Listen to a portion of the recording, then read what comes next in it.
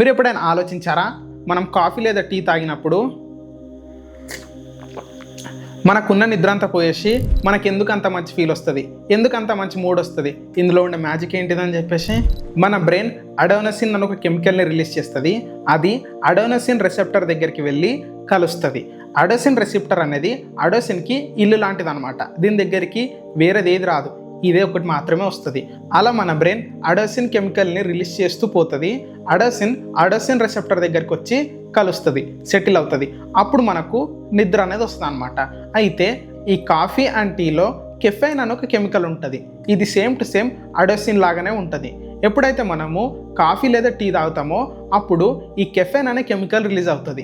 ఇది రిలీజ్ అయ్యి అడోసిన్ రిసెప్టర్ దగ్గరికి వెళ్ళి సెటిల్ అవుతుంది. అలా సెటిల్ అవ్వడమే కాకుండా ఇంకొక దానికి కూడా స్పేస్ని క్రియేట్ చేస్తుంది, అదే డోపమైన్.